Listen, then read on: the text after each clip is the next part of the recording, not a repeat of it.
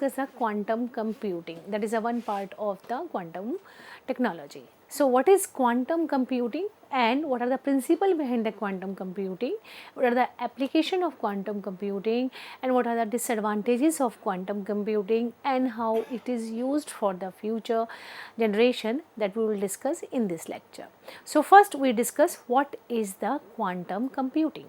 Basically, quantum computing is an emergent field of computer science and engineering that harnesses the unique qualities of the quantum mechanics to solve the problem beyond the ability of even the most powerful classical computer. Means by using the quantum mechanical formulas, we will give the advancedness in the classical computers. That's why it is the quantum computing. So quantum computing is nowadays an emergent field and it is used for the advancement of the processing, data storage, and basically it uses the quantum mechanics to solve the problems beyond the ability even the most powerful classical computers. So the field of quantum computing includes a range of disciplines including quantum hardware, quantum algorithm. So quantum hardware as well as quantum algorithm both are important in case of the quantum computing. So while still in development, quantum technology will soon be able to solve the complex problem that classical supercomputers cannot solve. So cannot solve means cannot solve in a fast manner. So this quantum computing means the fast solution we will get through the computer processing. So for that we require the quantum algorithm. Moreover, we require the quantum hardware. Quantum algorithm we will discuss further that what are the quantum algorithm that are used in the quantum computing, and moreover another thing is the quantum hardware that represent the what type of material, quantum material we are using for the preparation of the various hardware devices. So by taking the advantages of the quantum physics, large scale quantum computers would be able to tackle the certain complex problems many times faster than that of the modern classical machines. Means by using the quantum physics, by applying the quantum physics formula, we can make the classical machines we can make the quantum computers much faster than that of the classical machines. So with a quantum computer, some problems that might take a classical computer thousands of years to solve might be solved in the matter of the minutes or hours. For example, whenever we do some processing for whenever we do modeling and other data storage in the classical computers, it will be stored faster and it will be processed faster as compared to the classical computer. So quantum computer solve the problems in a very short span of time and in the faster manner. So it is used nowadays for the development of the basic advancement in the industry, in the research institute and in the other field of the modern era. So quantum mechanics, that is a part of the quantum physics, which is the study of the physics at a very small scale, that we all know. Whenever we talk about the quantum mechanics, we talk about the bodies or the particles of the atomic or molecular size. So that physics we use for the quantum computing. So quantum mechanics, the study of the physics at a very small scale, reveals a surprising fundamental natural principle. So quantum computers specifically harness these phenomena to access the mathematical methods of solving problems not available with the classical computing alone. So quantum computing use the quantum mechanics, how it started. So we can talk about the birth of the quantum computing. As you can see on the screen that there is a Finman and who recognized early in 1980s that a certain quantum phenomena could not be simulated efficiently by a computer. So there is a phenomena related to the quantum entanglement, that Bell's inequality that define that time. So perhaps these quantum phenomena could be used to speed up more general computations. So we can use the quantum phenomena, means quantum mechanics formulas, to solve the problems speedily as compared to the other formulas. So in quantum computing, we use the quantum phenomena to solve the problem speedily as well as in a efficient manner. So what are the quantum hardware used for this? We use, if we talk about the quantum hardware and the quantum algorithm, as we talked previously, that we require the quantum hardware and the quantum algorithm if we talk about the quantum computing. So what are the quantum hardware? Superconducting quantum processor, as we use the processor nowadays. So now further for the quantum computing, we use the superconducting quantum processor. So apart from the semiconductor, we use the superconducting quantum processor. Moreover, we use the trapped ion quantum processor. Trapped ion, when we talk about the laser, then where we talk about the magnetron and all that things, then there we can use that formula in the quantum computing also. So trapped ion is in the quantum processor, we can also used as a hardware in a quantum computing. Another is the photonic quantum processor, where we use the light for the processing. Other approaches we can also use in the quantum hardware, like electron spin in the silicon, like neutral atom, cold atom, we can use for the quantum hardware. So topological anion based quantum computing, we can use the various quantum hardware. We will discuss the various quantum hardware that are used in the quantum computing in the further lecture. So number of qubits that we had defined in the previous lecture, that what are the qubits and how we use in the quantum computing. So number of qubits alone is not a good measure. So analogy means billions of switches do not a classical computer makes. So other factor that is required for the quantum computing is the precision, speed and generality of the control. So these are particular operation involve the multiple qubits. So now we are not using the single qubits, but we also use the multiple qubits in case of the quantum computing.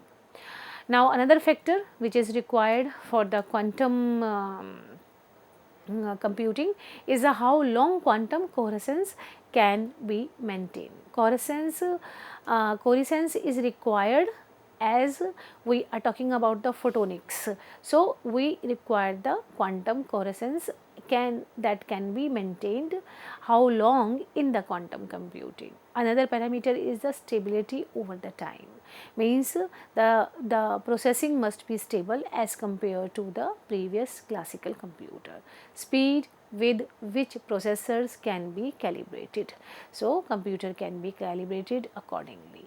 So these are the universal quantum processor as if now are using here. Now you can see on the screen, these are the some quantum processor like special purpose quantum annealers that has been used. These are the some quantum processor that are the quantum device which are using in the quantum computing. Quantum material as well as the some quantum materials are used in this manufacturing of these quantum processor. These are general processor.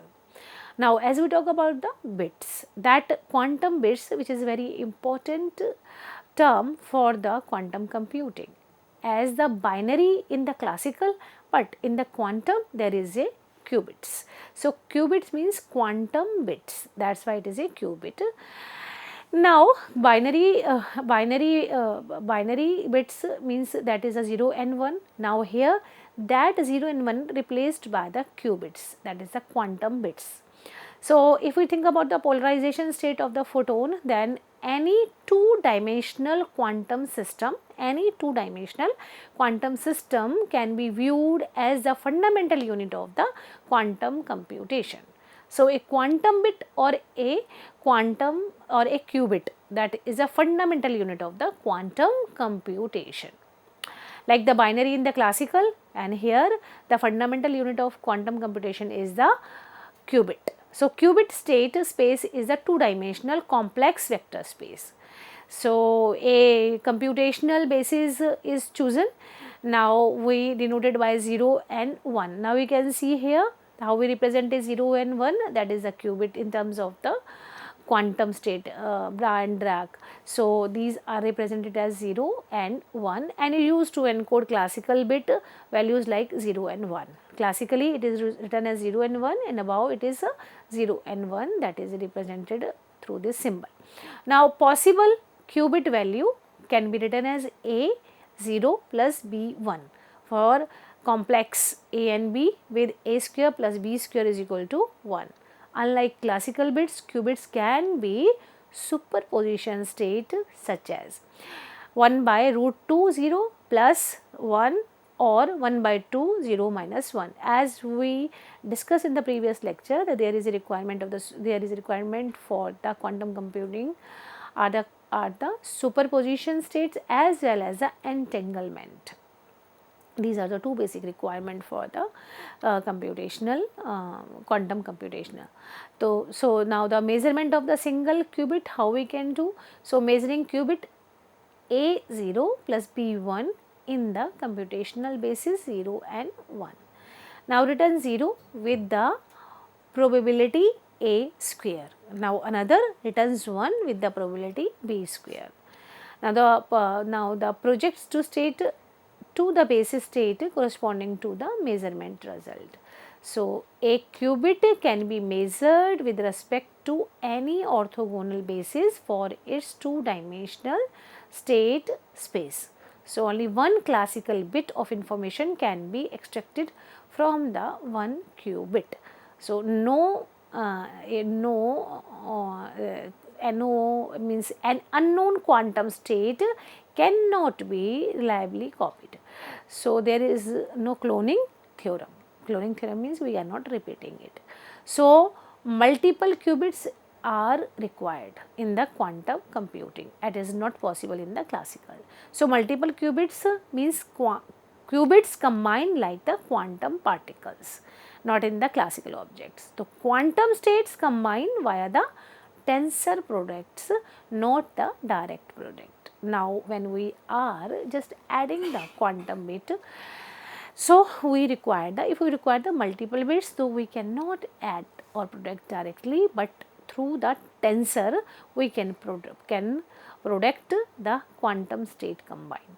So, the quantum state space, the space of possible states of n quantum particles is exponentially larger than that of the n classical objects, which is 2 power n instead of 2n.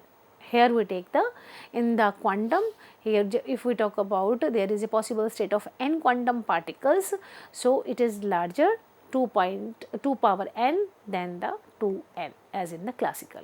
So, multiple qubits also entangled states make up the bulk of this space. Moreover, no classical analog we require. The state of entangled multiple particle systems can be done here in the quantum computing, cannot be described in terms of the state of individual particles.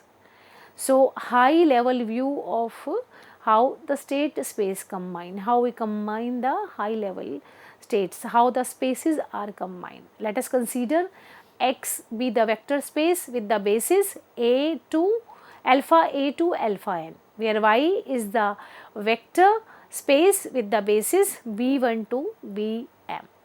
Now, here we combined by using the tensor. Now, classical state space combined via a Cartesian product. Now, you can see this is the classical statement. The classical can be added by Cartesian product. You can see x cross y, that is the basis x and y. You can write it as dimension x into y is equal to dimension x plus dimension y, then that is n plus m. Now, for the quantum state, now again the quantum state spaces combined via the tensor product. It means we require the tensor knowledge for whenever we could talking about the quantum states. So, all the quantum states when combined in a multiple qubits to find out the multiple qubits, so it is only through the tensor product, that is x plus y has the basis alpha 1 into x into y has the basis alpha 1 into alpha 1 into beta 1, and in the next you are having the alpha 1 into the beta 2 and so on, and up to now we are having a alpha n into the beta m. So, it is all combined. So, we can write it as dim x into y is equal to dim x into dim y, that is n into m.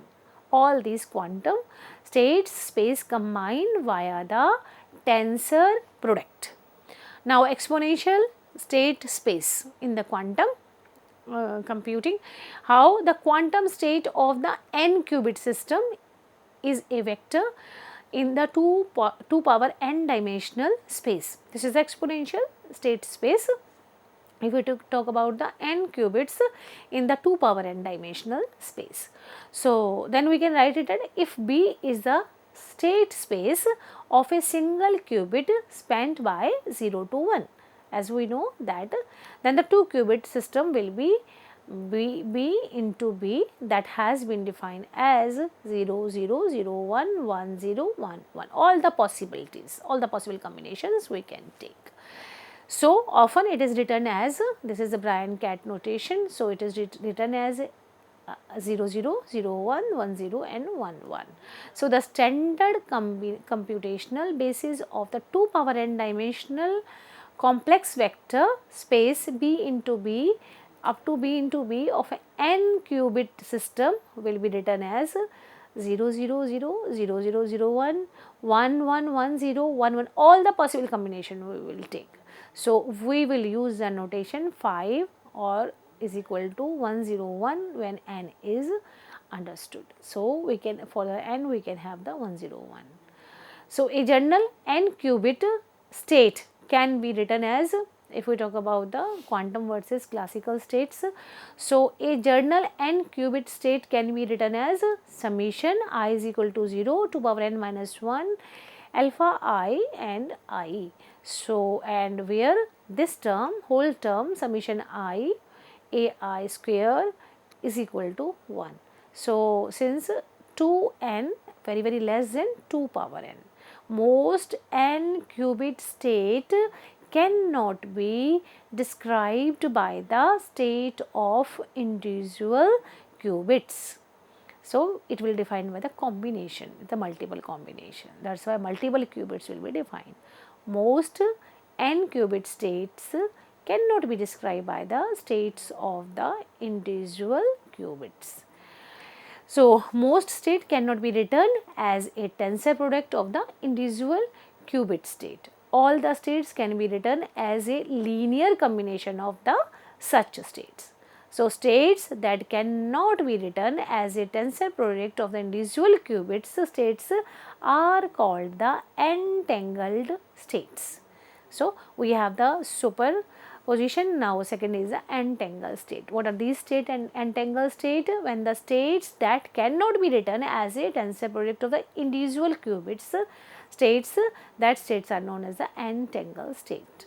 These states have no classical counterparts. So, now how we calculate the single qubit, how we calculate the single qubit and the multiple qubits.